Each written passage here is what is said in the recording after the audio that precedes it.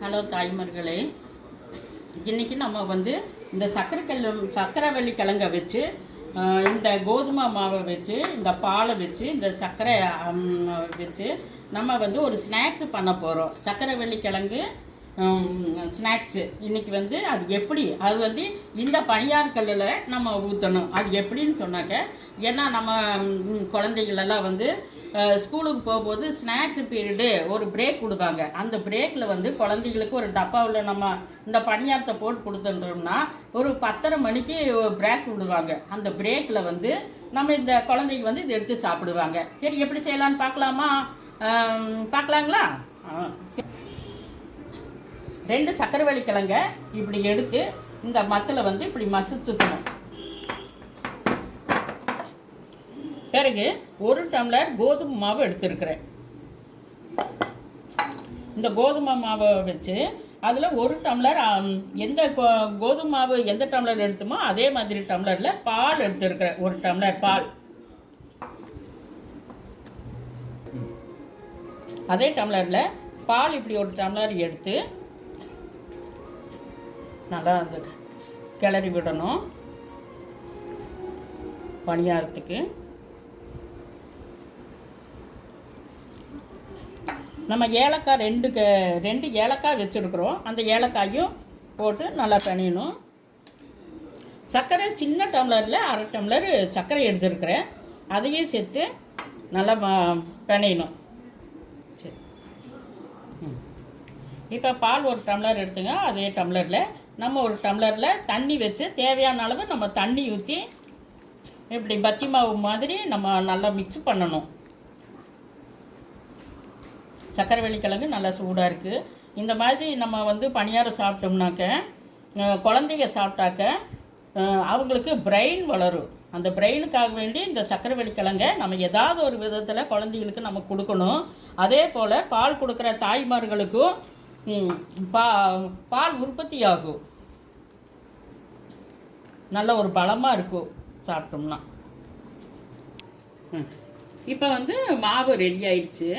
இப்போ அதுக்கு முன்னாடி கொஞ்சம் நெய் விட்டுக்கலாம் ஒவ்வொரு இதுலையும்.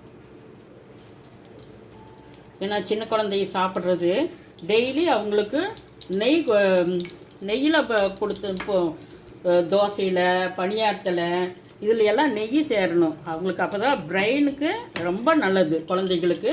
இப்போ நம்ம ஊற்றிடலாம். ரொம்ப முழுசாக ஊற்றக்கூடாது. ஒரு முக்கால் பத்துக்கு ஊற்றணும். முக்கால் குழி தான் ஊற்றணும். அதே கொஞ்சி மேலே வரும்.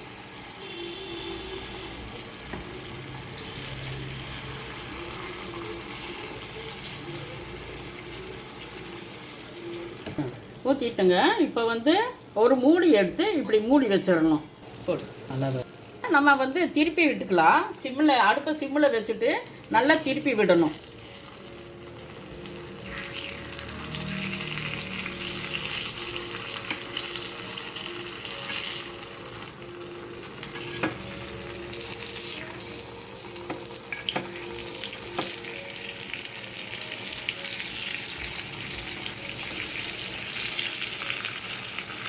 இன்னும் கொஞ்சம் வேகட்டு மூடி போட்டுருவோம். இப்போ நல்லா வெந்திருக்கும். இப்போ நம்ம எடுத்துக்கலாம். நல்லா சூப்பராக வந்துடுச்சு பாருங்க.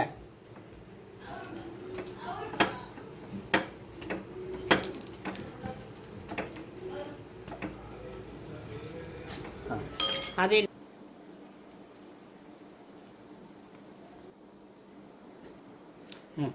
ஹலோ, இப்போ வருங்க பணியாரம் சரியாக ஆயிடுச்சு.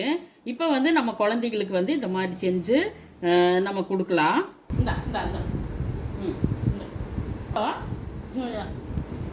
இப்போ நல்லா பணியாரம் நல்லா வந்துருச்சு, சூப்பராக வந்துருச்சு. 2 சக்கரவள்ளி கிழங்கு வச்சு நான் இவ்வளோ இவ்வளோ பணியாரம் வச்சுக்கிறேன் பாருங்கள். சூப்பராக வந்துருச்சு. தம்பி இருந்தாங்க எப்படி இருக்கு தம்பி? ஓகே, நீங்களே ட்ரை பண்ணுங்கள். நீங்களும் இதே மாதிரி ட்ரை பண்ணுங்கள், குழந்தைகளுக்கு ரொம்ப நல்லது.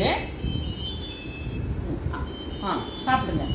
நீங்களும் குழந்தைகளுக்கு ஸ்கூலுக்கு போகும்போது இதே மாதிரி செஞ்சு கொடுங்க. ஓகே.